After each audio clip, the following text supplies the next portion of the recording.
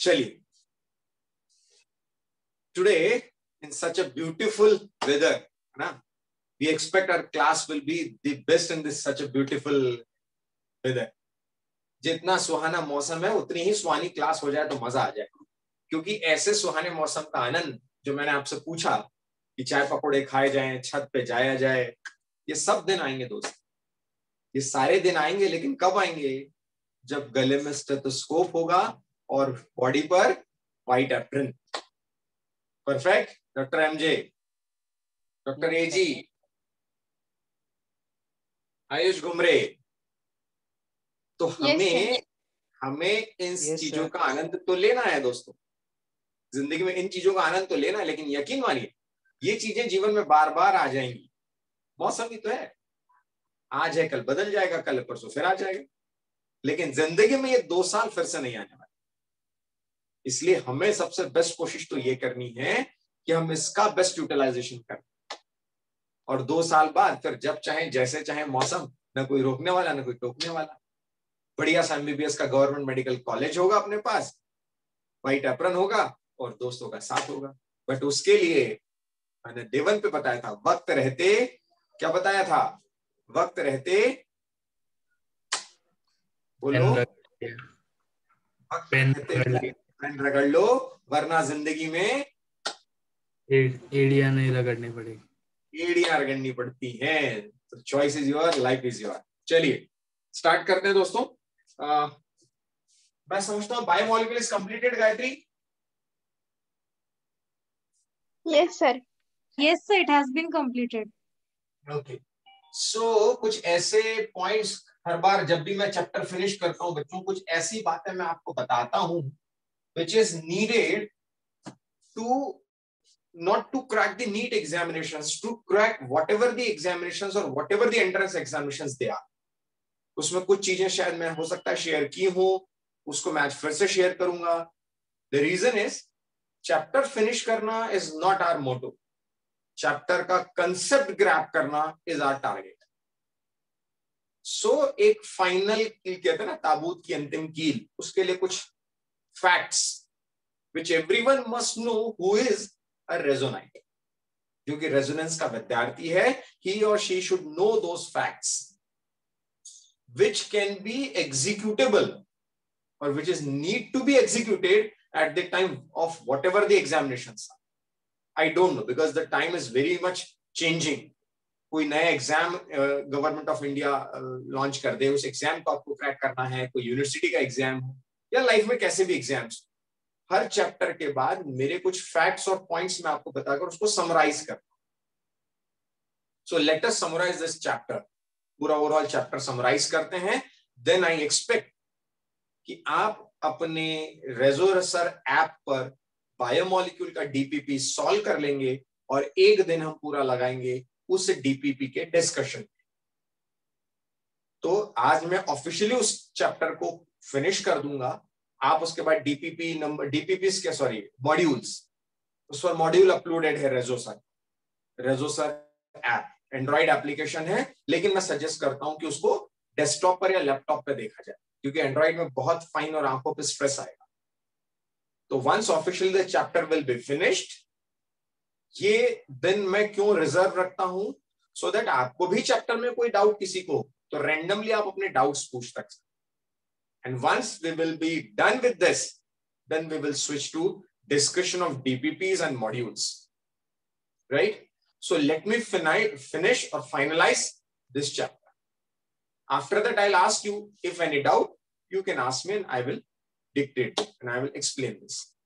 Then we assume कि the chapter is finished complete. Okay, fine.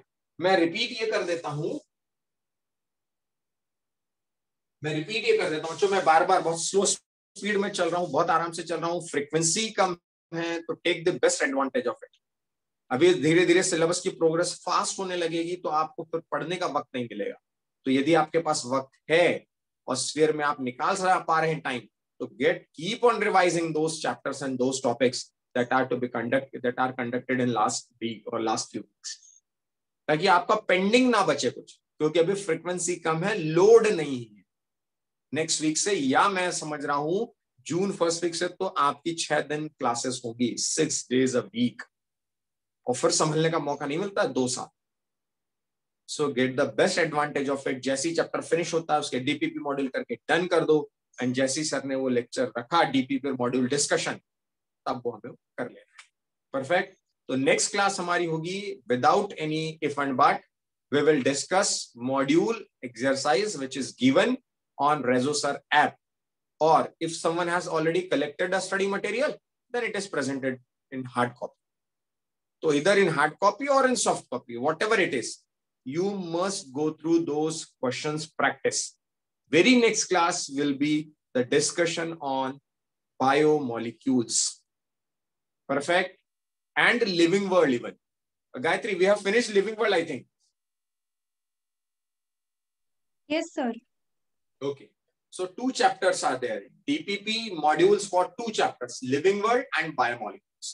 Then we will switch to cell and cell division. I'm going to share some parts. मुझे सिर्फ आपको इतना बताना है कि whether we have deal with this or not.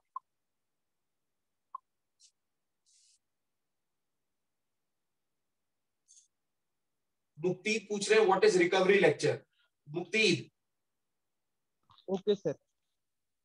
recovery lectures are those lectures for those students who joined recently in this MA batch and they want to revise some of the topic with B phase. So जिस दिन B phase का class होता है उस दिन आपका class न लगाने की कोशिश की गई, so that you can attend those recovery lectures if needed. Mukti, not mandatory. Okay, sir. Okay.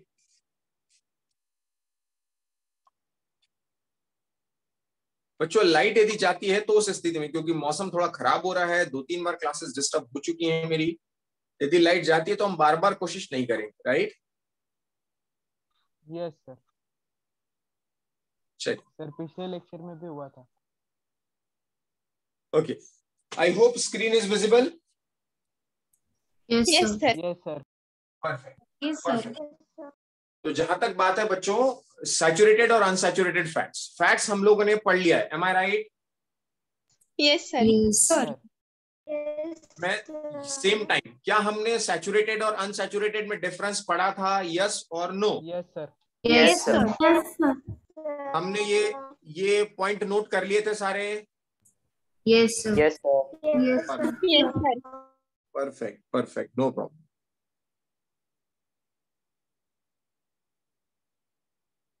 Okay, I am damn sure ये हमारा डिस्कस नहीं हुआ है। मैंने आपसे ये जरूर कहा है बच्चों कि अमीनो एसिड जो होते हैं कुछ एसेंशियल होते हैं, कुछ नॉन एसेंशियल होते हैं। एनीवन रेज देयर हैंड्स और with unmute, anyone can tell me what is essential amino acid and what is non-essential amino acid? Please tell me, anyone. Sir, those can be synthesized in the body are known as non-essential, and those which cannot be synthesized are known as essential. Perfect. यानी बच्चों बिल्कुल ठीक कहा Gayatri, I found your hands raised. बिल्कुल ठीक कहा कि ऐसे amino acids those can be synthesized in our body, definitely are non-essential, and but those cannot are known as essential. So that needed to be outsourced from fruits and vegetables like this. Perfect. This chapter, this screen doesn't mean कि हमें ये सारा note करना है, but yes, हमें जो जरूरत पड़ती है उसमें neutral amino acid, acidic amino acid और बेसिक अमीनो एसिड, इन 3 के साथ साथ एरोमेटिक अमीनो एसिड। तो आपको नोट कर लेना है अभी A, B, C and F। अभी नोट नहीं करना है, ये इमेज में शेयर कर रहा हूं ग्रुप पर, सो दैट हमारा टाइम वेस्ट नहीं होगा। बट आपको ये नोट कर लेना है, what is to be noted? A, B, C and F, neutral, acidic, basic and aromatic. In fact अभी चाहे तो शॉर्ट में लिख सकते हैं, neutral GLY, ALA, VAL, LEU, ILE, और acidic ASP, ASN, GLU, GLN, basic ARG, LYS, और aromatic PHE, TYR और TRY। तो क्यों पूछते हैं वो भी मैं आपको बताऊं, क्योंकि बेसिक में 2 ही हैं, और जब मैं 12th में आपको जेनेटिक्स पढ़ा रहा हूं दोस्तों, तब वहां पर DNA को होल्ड करने वाला डीएनए को होल्ड करने वाला, ऐसे मैं समझाऊं आपको, ऐसे में इस तरह से बताऊं बच्चों कि डीएनए का थ्रेड मैंने क्या बताया था, कितना लंबा है, how long you can expect the DNA thread, anyone? बच्चों earth to moon 6 rounds you can have, इतना लंबा धागा है, इतना लंबा डीएनए का थ्रेड है, earth to moon 6 rounds, can you imagine? So ऐसे 6 अर्थ टू मून 6 राउंड जो लगाए जा सकते हैं, इतना लंबा धागा, कैन यू इमेजिन कि एक न दिखने वाली सेल, न दिखने वाली सेल का इतना महज कुछ नैनोमीटर डायमीटर का न्यूक्लियस और उसके अंदर पड़ा हुआ एक डीएनए मॉलिक्यूल। इनफैक्ट मैं और यदि फाइन जाऊं तो नेकेड आई से न दिखने वाली सेल, उसमें महज कुछ नैनोमीटर डायमीटर का न्यूक्लियस, उसमें क्रोमेटीन मटेरियल, उस क्रोमेटीन मटेरियल पर जीन्स जो बने हैं डीएनए के, इतना फाइन स्ट्रक्चर देखना और उसको होल्ड करना, इतने लंबे धागे को छोटे से कुछ नैनोमीटर के इसमें कंपैक्ट करके रखना, उस स्ट्रक्चर को बाइंड करने के लिए, उस एसिडिक मटेरियल को बाइंड करने के लिए, which is DNA, deoxyribonucleic acid, उस डीएनए को बाइंड करके होल्ड करके रखने के लिए डू यू नो किस प्रोटीन की जरूरत पड़ेगी? Which is alkaline in nature. To hold acidic substance there must be some alkaline or basic substance or basic protein। तो वो कौन बनाता है? वो हिस्टोन। एक नया वर्ड आया, एक नया वर्ड आया प्रसन्ना, एक नया वर्ड आया, कौन सा? हिस्टोन। कौन सा प्रसन्ना? हिस्टोन। हिस्टोन। तो आप सभी ने नोट कर, समझदार लोगों ने नोट कर लिया होगा कि histone is that protein, histone is that basic protein that holds the acidic DNA. Please note.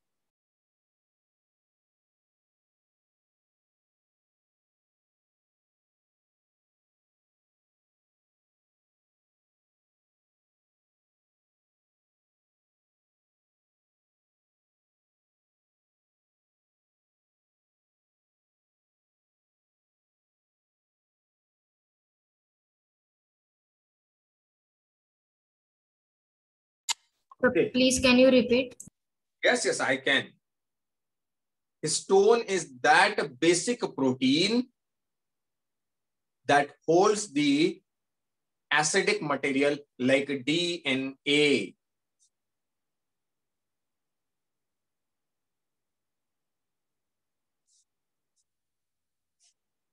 इसीलिए बच्चों मैंने अभी जो स्क्रीन शेयर किया था उसको मैं फिर से शेयर करूं आपसे, तो आप जान पाएंगे कि क्यों बेसिक अमीनो एसिड को जानना नीट के लिए और किसी भी पॉइंट ऑफ व्यू से आपके लिए इंपॉर्टेंट हो सकता है। Hope screen is visible. Okay, तो इसलिए मैंने आपको लिखा है बेसिक में आर्जिनिन और लाइसिन, है ना। और एक पूछा जाता है aromatic because given in NCERT, और वहां पर भी उल्टा है बिल्कुल, टीआरवाई और टीवाईआर, टायरोसिन और ट्रिप्टोफेन। इसलिए ये भी थोड़ा सा ध्यान रखिए कि these are aromatic.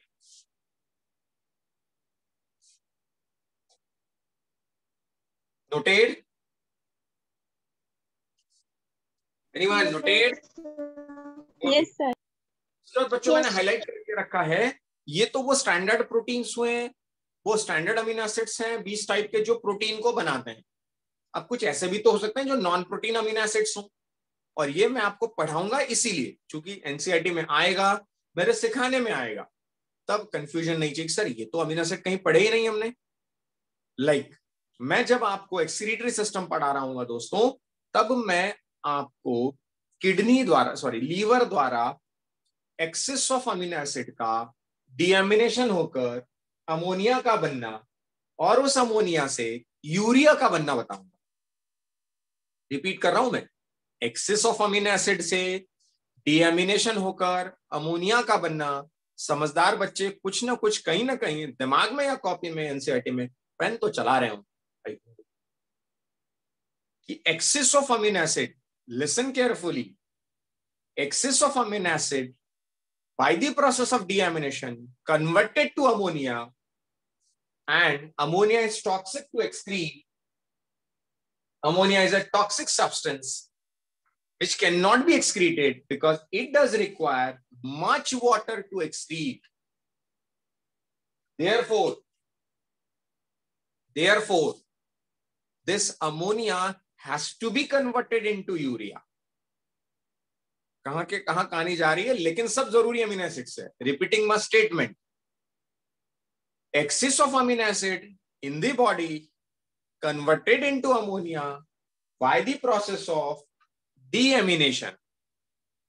This ammonia cannot be excreted because it is toxic and it does require much water to excrete. इसीलिए उसे यूरिया में कन्वर्ट किया जाना जरूरी है. और जब यूरिया में कन्वर्ट किया जाता है तो जिन अमीनो एसिड्स के थ्रू किया जाता है, those are ornithine, citrulline like amino acids. Even arginine, but arginine तो ऊपर वाली कैटेगरी में आ गया, स्टैंडर्ड अमीनो एसिड्स में. Ornithine and citrulline, which is highlighted in this on the screen. And one amino acid which is a neurotransmitter, most important neurotransmitter, frequently asked question in NEET, is GABA, gamma amino butyric acid. So 3 amino acid मैंने बता दिए non standard, ornithine, citrulline and GABA.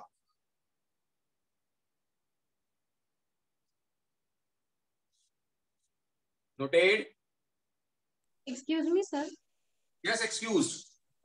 Sir, this process of deamination will take place in the liver, na? Perfect, perfect. Thank you, sir. Kidney से केवल excrete किया जाता है, सारा काम तो लीवर ही कर लेता है ना. चलिए, आई होप ये जानकारी हमारे पास एक एडिशनल है. And again I can challenge all the non resonites, please ask them कि how many amino acids are there if they are knowing this, and tell them, don't जज them their knowledge, tell them, help them out. There are ornithine, citrulline, GABA and diaminopyruvic acid are some non-standard amino acids directly or indirectly involved in our metabolism. Perfect. I hope it is noted, everyone.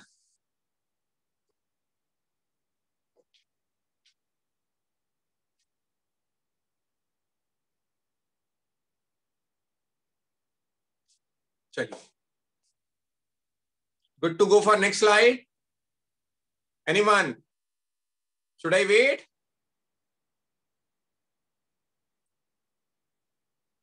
One minute, sir. Yes, I'm waiting for one. No problem.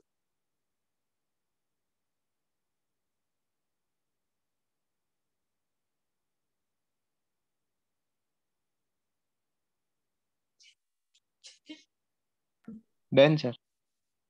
Yes. Okay.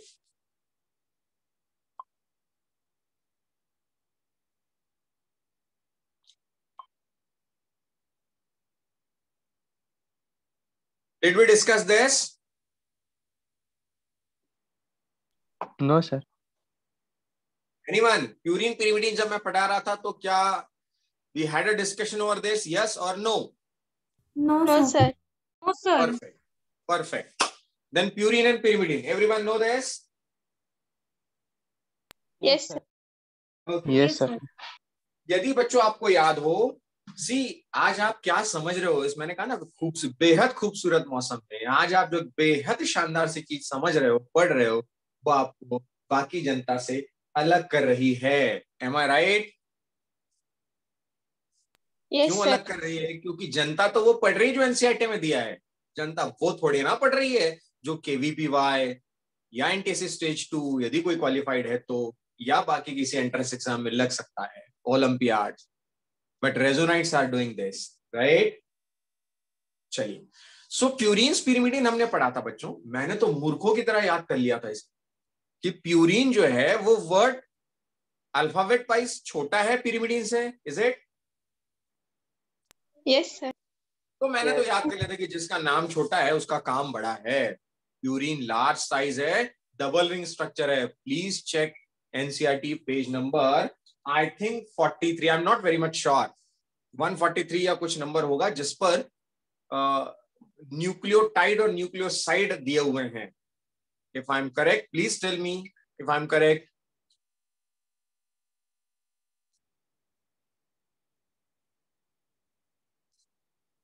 Anyone? Biomolecule का वो दिखा आपको chemical structures? Sir 145. 145 दो number से चूक गया boss. चलिए कोई बात. 145 पे जहां प्यूरिन और पिरिमिडीन दिए हुए, वहां एक प्यूरिन होगा, उसमें डबल रिंग होगा. Please check. Yes sir. Yes, sir. Perfect. जहां पिरिमिडीन होगा वहां सिंगल रिंग स्ट्रक्चर होगा. Please check. Yes, sir. Yes, sir. Yes sir. Perfect. नाम किसका छोटा है? Purine as compared to pyrimidine. मतलब मैंने तो मूर्ख, याद करने से मतलब है दोस्तों, गलत नहीं होना चाहिए सवाल. प्यूरिन वर्ड छोटा, काम बड़ा. काम कैसे बड़ा? प्यूरिन में डबल रिंग स्ट्रक्चर है, 9 मेंबर्ड रिंग है, जबकि पिरिमिडीन 6 मेंबर्ड रिंग है और सिंगल रिंग है. Please note same time.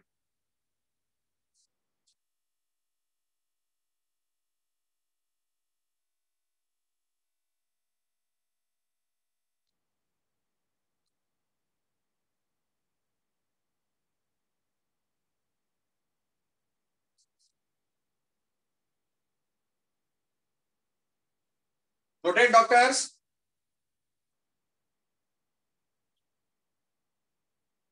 सारे पॉइंट नहीं नोट करना है, छापने की आदत नहीं डालनी बच्चों, अपने वो कंसेप्ट पकड़ना है, क्योंकि मैं कंसेप्ट पर आ रहा हूं. First 3 points noted. Gayatri, Mugdha, Ayush, Omkar. Sir Noted. 9 members. Almost done. Okay, first 3 points noted. Sir 9 members Yes, और sir. 1 member मतलब 9 मेंबर्ड और 6 मेंबर्ड. क्या आप, किसने पूछा सवाल?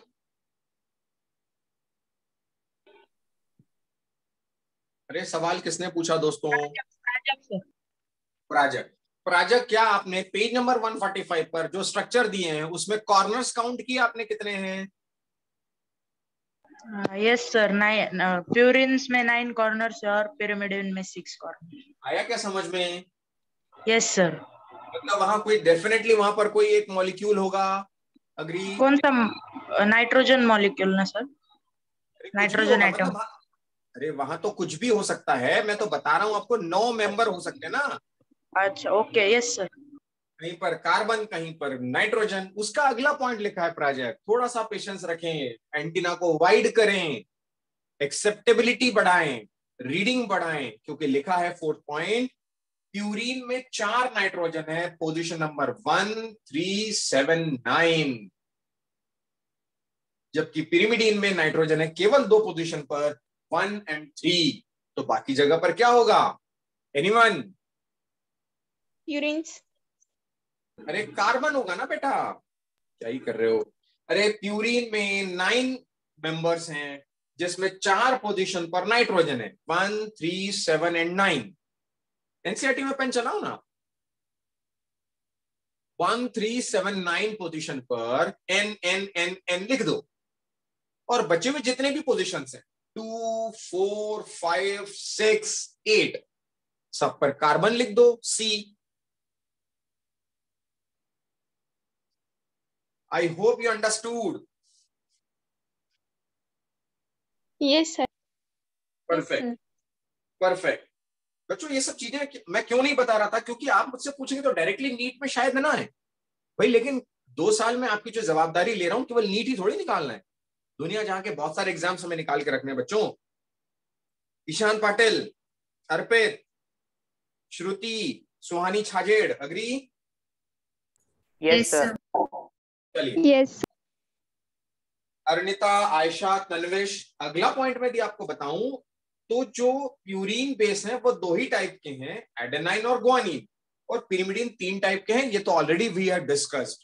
If I am correct, am I right? Yes. Yes sir. Swanandi, Shubham? Yes, sir. Perfect, perfect. तो मैं आपको वापस स्क्रीन बोर्ड पर आऊंगा और थर्ड और फोर्थ पॉइंट को और बेटर तरीके से एलैबोरेट करके उसको समाप्त करूंगा। मैंने अभी आपसे कहा बच्चों 6 मेंबर्ड रिंग, 1 2 3 4 5 6, और इसमें कहीं पर और भी रिंग निकली हुई है 3 पॉइंट्स पर, 7 8 9। अब ये जो डबल रिंग स्ट्रक्चर की वजह से 9 मेंबर्ड हो गया, इसमें यदि मैं आपसे कहूं, ये जो 9 मेंबर्ड हो गया, इसमें यदि मैं आपसे कहूं इन 9 मेंबर्स वाले में, तो ये प्यूरीन्स हैं। Am I right Swanandi? Yes, sir. Swaraj, am I right? Yes, sir. Perfect. तो बच्चों एक 6 मेंबर जो पिरिमिडीन है वो 3 है, साइटोसिन, थाइमिन और यूरेसिल, और ये 2 हैं, एडेनाइन और गुआनिन। जाहिर सी बात है बेस किससे जुड़ने वाला है दोस्तों? बेस किससे जुड़ने वाला है? Pentose sugar? Sugar. And yes, sir. अग्नि? Pentose. ये पेंटोस शुगर हो गया, C5 कार्बन 5 है इसलिए पेंटोस शुगर हो गया। इससे ये स्ट्रक्चर जुड़ने वाला है, ये स्ट्रक्चर यहां जुड़ने वाला है, या तो ये जुड़ेगा या तो ये जुड़ेगा। तो मुद्दा ये है, नॉन रेजोनाइट्स जो नहीं जान पा रहे हैं एंड फॉर्चुनेट एंड ब्लेस्ड रेजोनाइट्स जो जान पा रहे हैं कि ये जो प्यूरीन जब जुड़ेगा तो बॉन्ड बनेगा शुगर और बेस के बीच में, जिसका नाम ऑलरेडी पाठक सर बता चुके हैं। What is the name of the bond? Glycosidic bond. Perfect. कौन बोला? Arpit, sir. अर्पित, बहुत बढ़िया। इस बॉन्ड का नाम मैंने आपको बताया ग्लाइकोसिडिक बॉन्ड। अब सवाल ये उठता है कि यदि शुगर का कार्बन 1 है, क्योंकि शुगर का तो यहाँ कार्बन 1 ही होता है, इफ यू रिमेम्बर, यहाँ तो 1 2 3 4 5 ऐसा बताया था मैंने। Is it? सही कह रहा हूं मैं? ओंकार, Yes. Yes, sir. Ayush Ghumare, सही कह रहा हूं? Yes, sir. तो 1 2 3 4 5 यदि मैंने बताया तो ये तो हमेशा 1 ही रहेगा। यानी शुगर की बात यदि मैं करूं तो शुगर के केस में मैंने लिखा कार्बन 1, शुगर के केस में कार्बन 1, ये बाउंड होता है, ये बॉन्ड बनाता है ग्लाइकोसिडिक बॉन्ड बेस के साथ। लेकिन बेस यदि प्यूरीन हो, बेस यदि प्यूरीन हो तो नाइट्रोजन होता है दोस्तों, बेस का नाइट्रोजन होता है 9। देखना बात को, 101% केवीपीवाई का सवाल 101%। शुगर का कार्बन हमेशा 1 रहेगा, एवरीवन इज अग्री। बेस का नाइट्रोजन क्या रहेगा? डिपेंड करेगा कि बेस प्यूरीन है कि pyrimidine. If the base is purine then nitrogen will be of 9th position. तो भाई मैं रटूं क्यों? मुझे रटने की जरूरत क्या है? पाठक सर ने कंसेप्ट बताया ना, जो बड़ी रिंग है 9 नंबर वहीं तक तो जाएगा, इसमें तो नंबर 9 तक जाएगा ही नहीं। इसमें कहां तक जाएगा number? Max to max 6. 9 base. क्यों मैं याद रखूं कि ये प्यूरीन वाला है? भाई ऑब्वियसली प्यूरीन वाला है यार, क्योंकि प्यूरीन ही तो 9 मेंबर है। लेकिन यदि शुगर में कार्बन 1 जुड़ा हुआ है बेस के नाइट्रोजन 1 से, तो वो 100% बेस कौन सा है? pyrimidine. पिरिमिडीन। और यही तो सवाल कैसा ट्विस्ट करके देते हैं, ट्विस्ट करके ये देते हैं, if you are given, question सुनना ध्यान से, if you are given by a glycosidic bond in which carbon of sugar 1 and nitrogen 1 of base is bound, then identify the base. Can you identify? Yes. It will be what? It will be Pyrimidine. understood. Sir, why can't it be purine? Purine also has 1. अरे मेरे भाई, nitrogen 1 पे क्या ही करता है कौन? प्रतीक? कौन? किसने पूछा? प्राजक? Yes sir. प्राजक कैसे छोटे छोटे सवाल पूछता है बेटा? भाई नाइट्रोजन 2 ही पोजीशन पे जुड़ रहा है, बेस 2 ही पोजीशन जुड़ रहा है, 1 और 9। 9 वाला कौन सा होता है? प्यूरिन वाला। 1 वाला कौन सा होगा बेटा? पिरिमिडीन। से एंटीना बढ़ाओ बच्चों अपना, ऐसे छोटी छोटी चीजों को लेकर। Anyways, no problem. अभी समझ में आया प्राजक?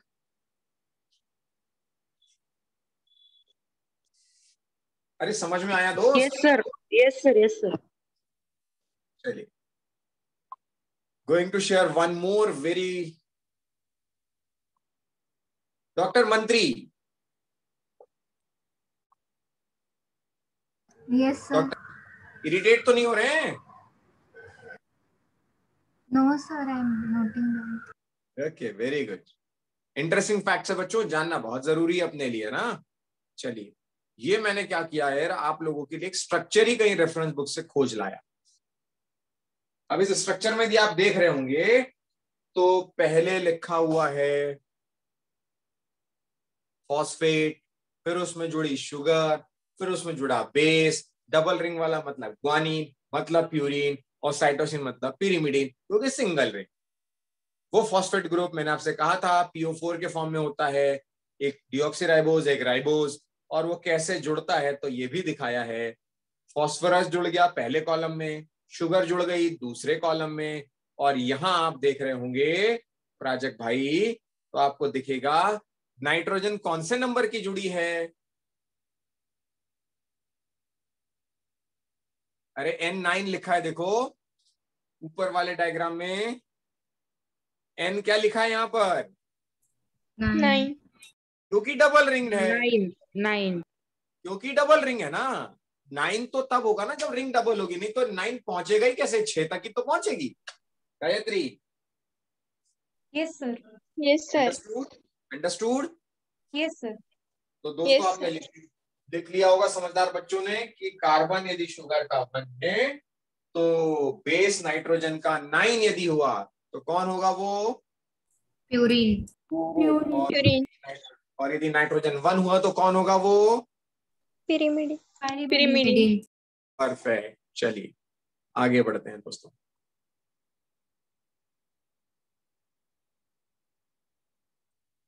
न्यूक्लियोसाइड और nucleotide, though we have already discuss this, but इसमें एक पॉइंट मुझे ऐसा लगा जो आपको बता देना चाहिए, that is slightly basic in nature nucleoside and slightly acidic in nature, that is nucleotide. Anyone can tell me ऐसा क्यों? Sir, in nucleotide, Sir, phosphorus group is attached, which is acidic. कौन बोला? Samidha. समेदा, वेरी नाइस समेदा, क्योंकि उसमें phosphoric acid जुड़ गया। Perfect. और phosphoric acid के जुड़ने की वजह से न्यूक्लियोटाइड कैसा हो गया? Acidic in nature. Agree?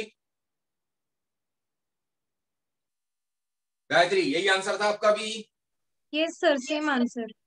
Perfect perfect. So it doesn't require to note it down. हाँ, कहीं किसी को लिखना होगा तो ये जरूर लिख सकता है कि न्यूक्लियोसाइड मतलब स्लाइटली बेसिक और न्यूक्लियोटाइड मतलब एसिडिक। बाकी तो जरूरत ही नहीं है, क्योंकि पता है वो न्यूक्लियोटाइड का it is a component of nucleotide, और न्यूक्लियोसाइड में पता है कि पेंटोज और नाइट्रोस बेस जोड़ता है। That's it.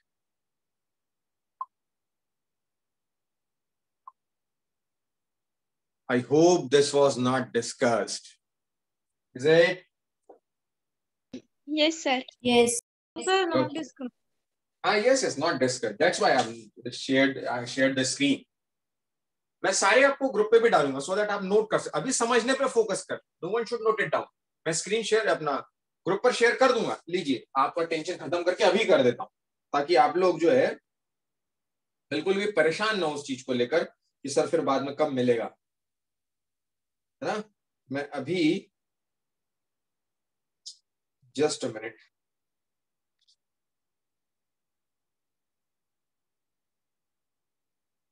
लीजिए, आई हैव शेयर्ड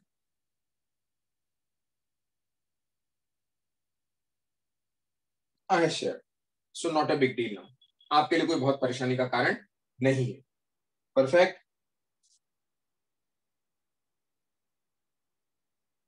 सारे मैंने ठीक है। अभी आपको क्या काम करना है, किस पर फोकस करना है हमें? समझने पर, concept. Prokaryotic and eukaryotic. Pro means primitive, Cairo means nucleus. जिसमें प्रिमिटिव टाइप का न्यूक्लियस होगा वो प्रोकैरियोटिक, जिसमें डेवलप टाइप का होगा वो यूकैरियोटिक। तो प्रोकैरियोटिक डीएनए जाहिर सी बात है जो प्रोकैरियोट में होगा वो स्मॉल होगा, less than 0.1 picogram, while it is in eukaryotic DNA it is more than 1 picogram। बहुत डिफरेंस आ गया, 1/10 से भी ज्यादा, है ना। प्रोकैरियोटिक डीएनए में बच्चों प्रो का मतलब ही, प्रो मतलब होता है प्रिमिटिव टाइप का सेल, न्यूक्लियस। तो जो प्रिमिटिव टाइप का न्यूक्लियस है उसमें न्यूक्लियर मेम्ब्रेन नहीं है, इसीलिए तो वो प्रिमिटिव है। और जब न्यूक्लियर मेम्ब्रेन ही नहीं है तो nucleic acid material, DNA material, जब न्यूक्लियस ही बाउंडेड नहीं है, बाउंड्री ही नहीं है कोई उसकी, तो why it will not be scattered, तो वो फ्रीली साइटोप्लाज्म में पड़ा होगा क्योंकि बाउंड्री ही नहीं है कोई। But in eukaryotic DNA it is well organised, so can't be found, never ever be found outside the nucleus. But there is a question, exception to point number 2.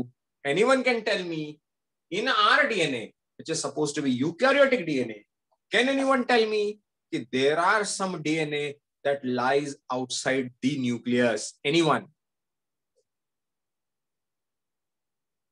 Chloroplast. RNA। मैं पूछ रहा हूं DNA और तुम बता रहे हो प्राजक भाई आरएनए। मैं तुमसे पूछ रहा हूं DNA. Sir, in mitochondria. Mitochondria. Very nice. Who told first? कौन बोला? स्वराज। स्वराज। एक और आवाज आई थी किसी की। सर साहिल। साहिल, बहुत बढ़िया। साहिल की सलील? सर सायन। अच्छा, सायन दरबार, ओके सायन, बहुत बढ़िया। सायन एंड स्वराज आपने बताया माइटोकॉन्ड्रिया एक ऐसा ऑर्गेनेल है बच्चों जिसका अपना डीएनए है। एक और ऑर्गेनेल है, anyone? is expected, was learned in class 9. Chlorophyll. Muktid ने दिया plastid, very nice. Chlorophyll is a type of, is a pigment, it's not an organelle. Muktid ने बिल्कुल ठीक कहा, प्लास्टिड। अरे प्लास्टिड और माइटोकॉन्ड्रिया बच्चों, these are the two autonomous organelles because they have their own DNA and own ribosomes. So ये point number 2 eukaryotic DNA को exception देता है ना। तो भी वो भी फ्री तो फिर भी नहीं होता दोस्त, है ना। इसलिए 2 का पूरी तरह से एक्सेप्शन तो है ही नहीं, वो ट्रू है पॉइंट। प्रोकैरियोटिक में नथिंग लाइक न्यूक्लियस, बिल्कुल ठीक, इसलिए तो वो प्रो है, is inside the nucleus. Organelle DNA इसमें एब्सेंट होता है, इसमें माइटोकॉन्ड्रिया प्लास्टिड में प्रेजेंट है, पॉइंट नंबर 4 में दिया था, है ना। प्रोकैरियोटिक में वो सिंगल मॉलिक्यूल होता है और इसमें सेवरल डिफरेंट मॉलिक्यूल्स हो सकते हैं यूकैरियोट में। प्रोकैरियोट में वो नेकेड है, बाउंड्री ही नहीं है ना, इट इज एसोसिएटेड विथ, अभी बताया था किसी को, क्या वर्ड आया? Associated with histones. कैसे प्रोटीन है? एसिडिक की बेसिक? Basic protein. बेसिक। उसमें कौन से अमीनो एसिड ज्यादा हैं? आर्जिनाइन। आर्जिनिन और एक और lysine. Very nice, not glycine, it is lysine. बहुत बढ़िया बच्चों, ऐसी बस अटेंटिविटी रखनी है, इंटरैक्टिव रखना है। ये प्रोकैरियोट का जनरली सर्कुलर होता है यार, अपना लीनियर होता है, बिल्कुल ठीक, अपन ने देखा भी था, 34 एंगस्ट्रॉम का टर्न भी देखा था, लीनियर था, वो स्पाइरल था, लीनियर था, एक लाइन में था। इनका तो पूरा सर्कुलर होता है। एक नया वर्ड आ गया, पॉइंट नंबर 8, प्रोकैरियोटिक डीएनए में इंट्रॉन्स नहीं होते, यूकैरियोटिक डीएनए में इंट्रॉन्स होते हैं। अब ये इंट्रॉन्स और एक्सॉन्स क्या हैं, ये सिर्फ इतना मैं बता दूं,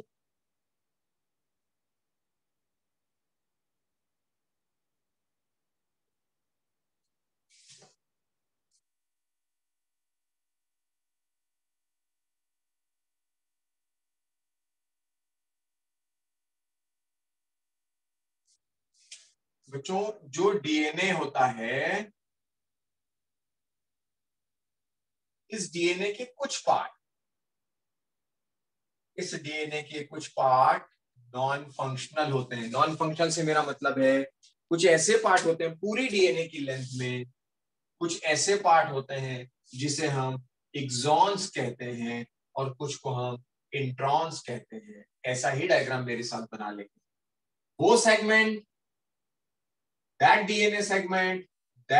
DNA segment which expressed in the form of protein, जो प्रोटीन बनाते हैं वो एक्सॉन्स, जो प्रोटीन नहीं बनाते हैं, कोई कैरेक्टर नहीं बनाते हैं, दोज आर इंट्रॉन्स, जिसे बायोटेक्नोलॉजी की भाषा में जंक डीएनए कहा जाता है। अब देखिए कितनी मजेदार बात है। Doctor Mantri, how many brothers and sisters you are? Sir, one. जोर से। Sir, one. One. You have one brother or sister? Brother. Brother. You have one brother. Elder than you or younger than you? Younger than me. Younger than you. How many years of difference? 7. 7 years. तो doctor मंत्री, आपका जो 7 साल का छोटा भाई है, क्या आपका और उसका डीएनए सेम है? No, sir. बट होना चाहिए था ना। How big surprise. एक ही मदर फादर के 2 बच्चे हैं, मैं और हम 3 भाई हैं, हम तीनों का डीएनए सेम नहीं है यार, जबकि हमारे मदर फादर एक ही हैं। Then why there is a difference? क्योंकि जो मेरे जन्म के समय जीन का एक्सचेंज हुआ था वो उनके जन्म के समय हुआ हो जरूरी तो नहीं। मुझ में 50% कैरेक्टर मम्मी के, 50% पापा के आए, लेकिन मेरे एल्डर में 70% पापा के आ गए, 30% मम्मी के आए। तो कहीं ना कहीं वो तो चांस की बात थी। तो फिर ये था कि ये हम लोगों का डीएनए सेम क्यों नहीं है? No the two individuals on earth, no the two individuals on the earth except monozygotic twins, जो एक ही जाइगोट से डिवीजन के बाद 2 बने हो, ऐसे ट्विंस यदि हैं तो और केवल तो उनका डीएनए फिंगरप्रिंट सेम होगा। Otherwise no the two individual in the world have the same DNA footprint, same DNA fingerprint. तो वो क्यों नहीं है? वो इसकी वजह से, किसी में जंक डीएनए कम, किसी में जंक डीएनए ज्यादा। ऐसा नहीं कि कोई नुकसान है जंक डीएनए ज्यादा है कम। जंक डीएनए का अमाउंट मोर और लेस सब में सेम है। जंक डीएनए का अमाउंट मोर और लेस सब में सेम है, लेकिन वो जंक डीएनए कौन से जीन के बीच में, कौन से जीन के बाद, ये किसी में भी समान है। थोड़ा सा उलझन वाली बात है, लेकिन समझना भी पड़ेगा। ये इंट्रॉन्स को जिसे जंक डीएनए कहते हैं, कायदे में यही डीएनए, यही जंक डीएनए आपकी और मेरी पहचान है इंडिविजुअलिटी की। क्यों दूसरा नितिन पाठक या क्यों उसका डीएनए ब्लूप्रिंट नहीं हो सकता? क्योंकि जंक डीएनए का डिस्ट्रीब्यूशन जैसा मेरी सेल में, ऐसा किसी और की सेल में भी नहीं सकता। ये तो सब में सेम है। जो हीमोग्लोबिन मेरे पास है वही हीमोग्लोबिन आपके पास, कम या ज्यादा नहीं, वही हीमोग्लोबिन। जो मिलेनिन मेरी बॉडी पे स्किन पिगमेंटेशन है वही आपके पास। कम है तो आप फेयर है, डार्क है तो मैं थोड़ा सा लेस फेयर। डिपेंड करता है मिलेनिन कितना है, बट मिलेनिन तो मिलेनिन। जो एल्ब्यूमिन, जो इंसुलिन मेरे पास है वही आपके पास है, ये तो सेम है। लेकिन जो जंक डीएनए का डिस्ट्रीब्यूशन मेरे पास है, वो डिस्ट्रीब्यूशन दुनिया में किसी, नेचर में किसी दूसरे के पास नहीं। सो इन दैट वे किसी को भी बड़े कॉन्फिडेंस के साथ बोला जा सकता, I am the only one in the world, I am the unique creature of the God. ईश्वर ने एक यूनिक क्रिएचर बना के भेजा है, क्योंकि दोस्तों आपके जैसा दूसरा नहीं हो सकता यदि यहां कोई मोनोजाइगोटिक ट्विंस ना बैठे हो तो। Anyone who is monozygotic twins? Anyone here? Very rare है ना। तो बिंदास बोलिए कि I am the unique creature, है ना। चलिए एनीवेज, तो ये इंट्रॉन एक्सॉन समझ में आया?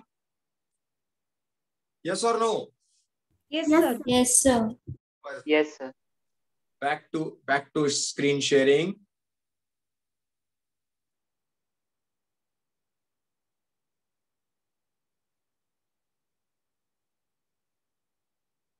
ओके, सो ये पॉइंट नंबर अपना 8th भी क्लियर हुआ बच्चों अपने को कुछ हद तक समझने के लिए, जिसका पूरा डिटेल पूरा चैप्टर पढ़ना है इस पर, इंट्रॉन एक्सॉन। जब इंट्रॉन ही रेयर है मतलब नॉन फंक्शनल रेयर है ना, क्योंकि इंट्रॉन कैसा है, जंक है, नॉन फंक्शनल है ना। प्रोकैरियोटिक डीएनए में जीसी कंटेंट ज्यादा होता है 80 कंटेंट से, और point to be noted, proud resonites, GC content, जो जीसी कंटेंट ज्यादा है वो जिसका भी जीसी कंटेंट ज्यादा होगा, जिसका भी जीसी कंटेंट ज्यादा होगा,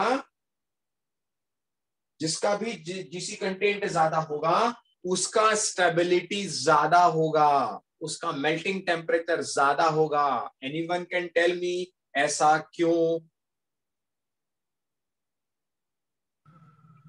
सर उसमें 3 बॉन्ड्स होते हैं इसलिए। कौन बोला? ओमकार।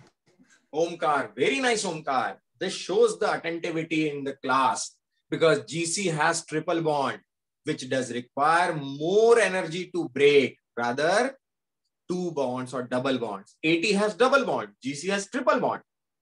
So GC जिसके पास भी होगा वो ज्यादा स्टेबल डीएनए दिखाएगा. So GC content is more than AT content in prokaryotic DNA, जबकि in eukaryotes AT content is generally more than that of 4 नहीं है, that of CG. Okay. Prokaryotic DNA का स्पेशल फीचर है plasmid, जिसके बारे में cell biology में आपको पढ़ाऊंगा, which is absent in eukaryotic DNA. इसके पास जीन्स कम होते हैं, यूकैरियोट के पास जीन्स ज्यादा होते हैं, तो कोई कंसेप्ट बिल्डिंग वाली बात वहां पर नहीं है. हाँ, बट प्लाज्मिड मेरे लिए काम की थी. पॉइंट नंबर 7 ऊपर से करूं तो point number 2, point number 4, point number 6, point number 11. 2, 4, 6, 11 ये बहुत काम की चीज थी. 11 जिसमें कि प्लाज्मिड कह रहे हैं दोस्तों, ये plasmid, this plasmid only gives a unique character to bacteria or prokaryotes so that they can fight against any antibiotics. ये एंटीबायोटिक्स से लड़ने का पोटेंशियल बहुत सारे बैक्टीरियाज के पास होता है, because they have plasmid which is outside their nucleus. तो न्यूक्लियस उनमें होता ही नहीं, स्कैटर्ड होता है, बट उनके उस स्कैटर्ड मटेरियल के साइड में भी एक स्ट्रक्चर होगा, that is extra nuclear DNA उसे कहते हैं, that is plasmid, that gives them an additional protection from some antibiotics. इसलिए एक विशेष प्रकार के बैक्टीरियल इन्फेक्शन को खत्म करने के लिए डॉक्टर आपको एक विशेष प्रकार का एंटीबायोटिक देता है. क्यों? क्योंकि वो सारे एंटीबायोटिक से नहीं मरने वाला, इसलिए कि स्पेसिफिक एंटीबायोटिक देकर आपको ठीक किया जाए. तो वो पॉइंट बड़ा इंपॉर्टेंट है, प्लाज्मिड वाला पॉइंट. परफेक्ट. चलिए सम न्यू पॉइंट्स. किसमें रहता है प्लाज्मिड आपने बोला? बैक्टीरियल सेल बेटा. प्रोकैरियोटिक सेल में प्लाज्मिड की प्रेजेंस होती है, यूकैरियोटिक सेल्स में we don't have plasmid like substance. Okay okay sir.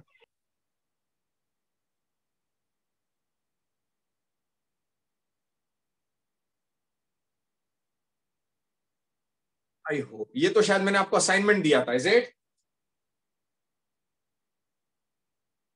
Yes sir. Yes sir. और आप बहुत सारे बच्चों से लिख भी लिया होगा. प्लीज एक बार चेक कर लीजिए दोस्तों, पढ़ लीजिए. रीड मतलब लिखना नहीं है. क्यों लिखना नहीं है? क्योंकि सारा शेयर कर चुका. रीड कर लीजिए and just raise your voice कि सर ये पॉइंट समझ में नहीं आया. Please tell.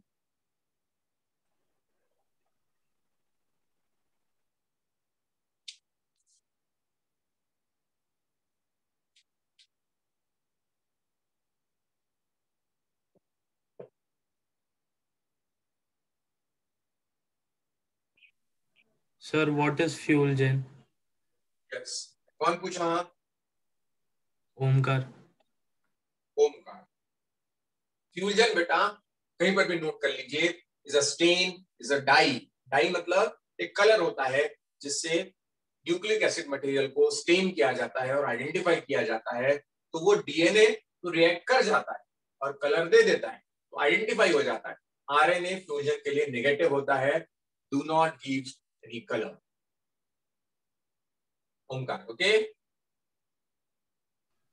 Yes, sir.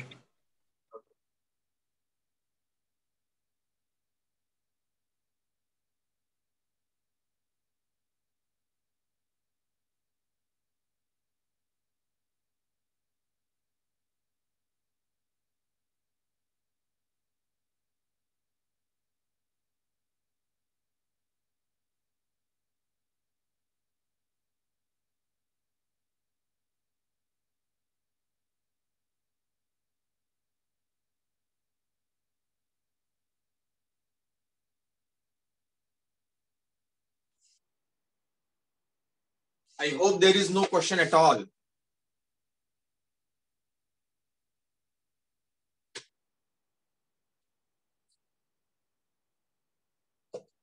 चलिए बता दिया बच्चों, फिर कोई डाउट आता है तो मुझे बोल दीजिएगा, सो दैट आज मैं अपना वो असाइनमेंट पूरा करूं पहले। Have you read it? Anyone? Yes, Yes, sir. sir. Right. Okay.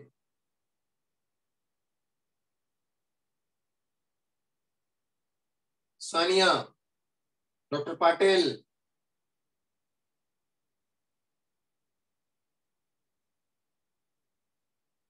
Dr. Jadhav, got it?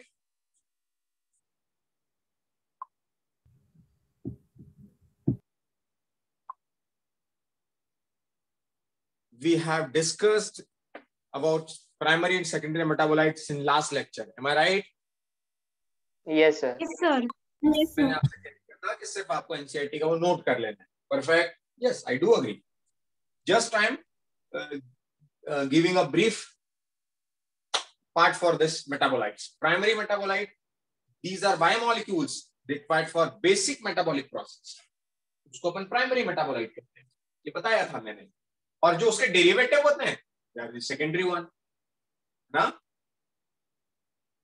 जो प्राइमरी है ये एक जेनरस क्वांटिटी में बनते हैं, इसको इजीली एक्सट्रैक्ट किया जा सकता है प्लांट से, जबकि सेकेंडरी मेटाबोलाइट बहुत थोड़े अमाउंट में बनते हैं और प्लांट से निकाल पाना इसका बड़ा डिफिकल्ट होता है।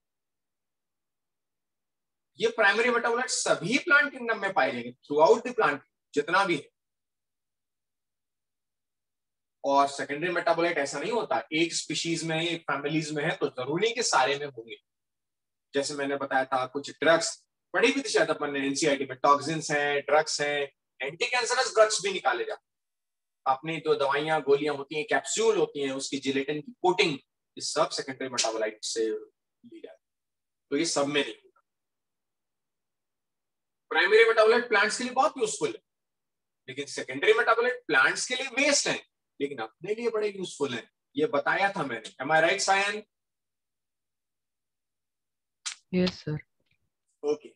और प्राइमरी मेटाबोलाइट भैया प्लांट के लाइफ में प्रेजेंट ही होगा from the start of the plant life, जबकि सेकेंडरी मेटाबोलाइट एक पर्टिकुलर स्टेज में बनता है।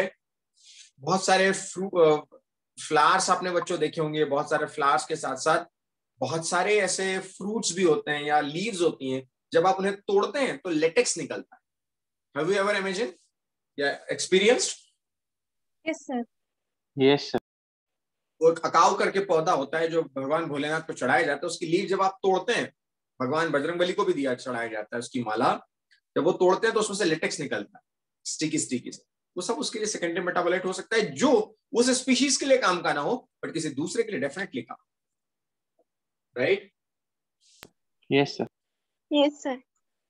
वो भी मैंने आपको शेयर कर दिया है। उसमें सारी चीजें छापना नहीं है बच्चों, अपने को जितना जरूरत हो उतना ही लिखना है। हाँ, लेकिन लिखना जरूर है, क्योंकि मैं चेक करता हूँ रेंडमली कभी भी बुला के। जैसे ही लॉकडाउन खुलेगा I start checking the notes, so उसके लिए प्रिपेयर्ड रहिए बिल्कुल आप। और ये क्वेश्चन जो बार बार आ रहा है और आपके सीनियर्स भी गलत करते हैं, this is the last point that I need to share before being conclusive of this chapter, competitive inhibition and allostatic inhibition. Allostatic inhibition को feedback inhibition भी मैंने कहा, if I am right, मैंने आपको बताया था। Am I right?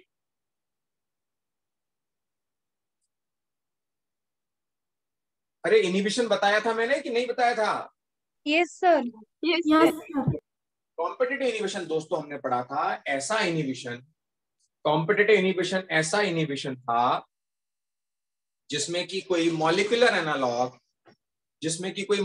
Analogue substrate की तरह दिखता था, सबस्ट्रेट की तरह बिहेव करता था, तो एंजाइम गलती से उससे बाइंड करता था और रिएक्शन इनहिबिट हो जाती। That is competitive inhibition. Agree. और एलोस्टेरिक इनहिबिशन मैंने कहा था एक ऐसी साइट पर जुड़ता है जो एक्टिव साइट नहीं है। कॉम्पिटिटिव में तो क्या हो रहा था, एक्टिव साइट पर ही जुड़ रहा था। एलोस्टेरिक इनहिबिशन ऐसा है जो एक्टिव साइट पर नहीं जुड़ता है, लेकिन वो किसी ऐसी साइट पर जुड़ सकता है जहां प्रोडक्ट बनने के बाद प्रोडक्ट बताए कि हाँ बस अब रिएक्शन की और जरूरत नहीं है, तो वो खुद ही प्रोडक्ट के साथ निकलने वाले एंजाइम्स वो अदर देन एक्टिव साइट जुड़ने लगते।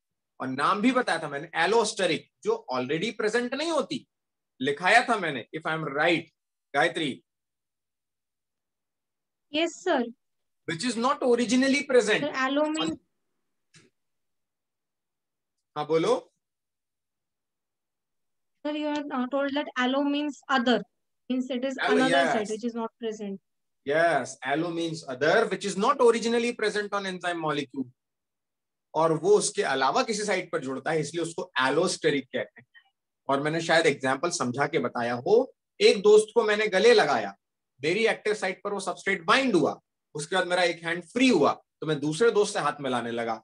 ये पहले साइट नहीं थी मेरे पास, ये बाद में जनरेट हुई जब एक को गले लगाने के बाद दूसरे से मैं हाथ मिलाया। Agree Prasanna? Yes, sir. Doctor Jadhav, doctor Yes, Patil, sir. Doctor Sania, doctor Ayesha, understood? Yes, sir. Okay, perfect.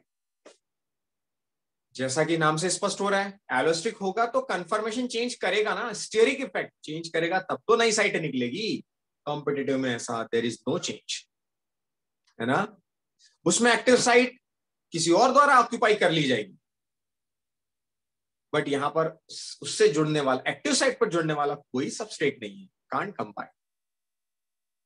उसमें मॉलिक्यूलर एनालॉग है, इनहिबिटर जो है वो सबस्ट्रेट का एनालॉग है, उसकी तरह दिख रहा है, रिसेंबिलिटी दे रहा है। यहां पर कोई लेना देना नहीं कि उसके रिसेंबलेंस हो या ना हो, स्ट्रक्चरल सिमिलरिटी हो या ना हो।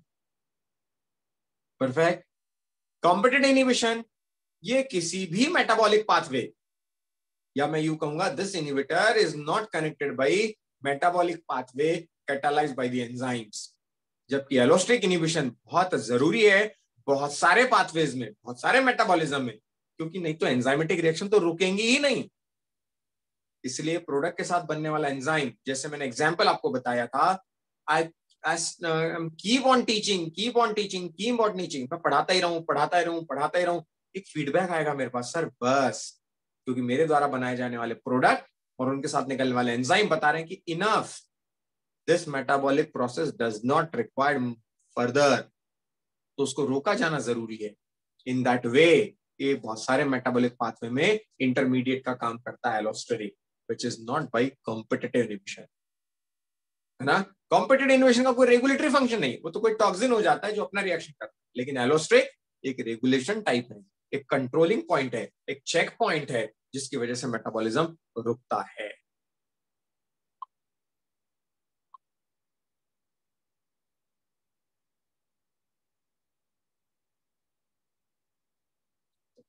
That's all, my dear. That's all at my part. Biomolecule is completed all with all the aspects. I did not left anything. चाहे वो ट्राइक्लोरोएसिटिक एसिड का मैक्रो हो, माइक्रो हो, अर्थ के एलिमेंट्स हो, क्वांटिटेटिव, क्वालिटेटिव, एनसीईआरटी देखते जाइएगा, मैं बिल्कुल सीक्वेंस में चल रहा हूँ। Competitive, qualitative, amino acid, classification of amino acid, zwitter ions, lipids, saturated, unsaturated, oils, fats, lecithin, NEET का क्वेश्चन, लेसिथीन क्या है? Lecithin anyone? Phospholipid. Very nice. Gayatri कुछ पूछना चाह रही हैं? You raise your hands. Yes, sir. Sir, you said that allosteric inhibition is a regulatory process and competitive inhibition will occur because of toxin. So is it that all the inhibition in the body is allosteric inhibition, which happens by the body itself? Yes. Perfect. By body itself. बिल्कुल perfect. बिल्कुल सही जा रही हैं. Very nice. By body itself. If it is not by body itself, outside the protein or outside the body particle, then it may be competitive. Agree? Yes, sir. Yes, sir. Very nice. Good. Okay. So मैंने फिर आपको amino acid, फिर fats, oils, फिर nucleic acid, nucleoside, nucleotide, फिर उसके calculations, फिर उसके bonds, different types of bonds, then we switch to proteins, then proteins का peptide bond, polypeptide bond, dehydration synthesis, water का निकलना, कितने अमीनो एसिड रेसिड्यूज, तो उसका नाम क्या होगा, everything we discuss in a very deep sense to build up our concepts. Then we switch to enzymes, enzymes के factors, enzyme का classification, enzyme के characters, activation energy barrier, कैसे barrier को कम करके rate of reaction को fast करता है, nomenclature कैसा होगा, classification कैसा होगा, 6 classes होंगी. Anyone those 6 classes? Anyone? Sir, we have the ligases, lysases. No. मुझे ऐसा खाना नहीं चाहिए madam. I need a sequence. Oxidoreductase, transferases, hydrolases, lysases, isomerases, ligases.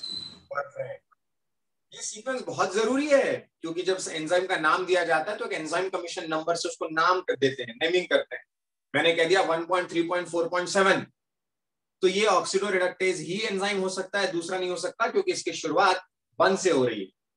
ये जरूरत नहीं है बताने की, पर ध्यान रखिए इसका सीक्वेंस आप आगे पीछे नहीं कर सकते. और कोई सवाल बने ना बने बायोमोलिक्यूल पे, एंजाइम के क्लासिफिकेशन पे 101% नीट पे सवाल आ रहा है.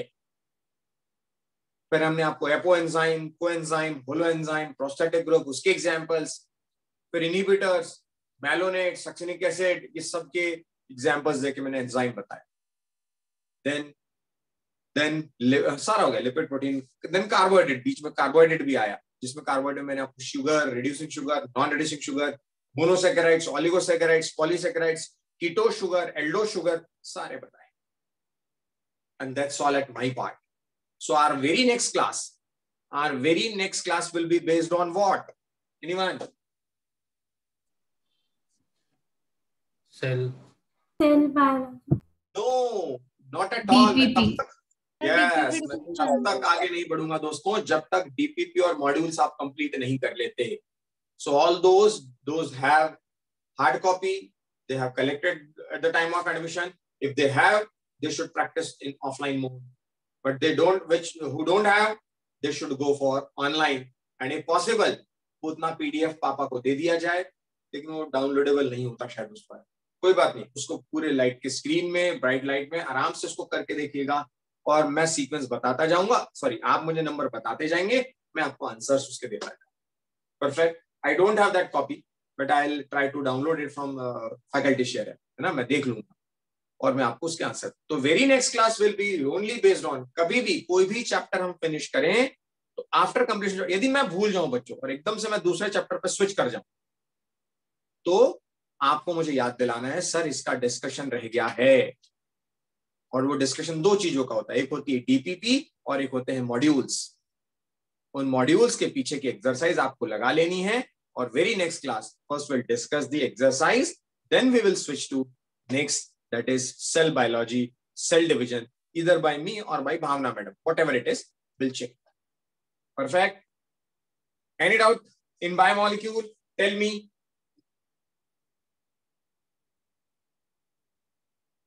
Chali. So it's bit early. I'm going to close the session because no hands are raised, no questions are there. So best of luck to get solve your first DPP and module and sheets of biology. Get it solved and be ready with your doubts, question numbers, so that हमारा बिना time waste हुए हम लोग उसको solve करें. Perfect. Thank you, sir. चलिए. All the best. Going to close the session. Bye, sir. Thank you, sir. All the best. Bye, sir.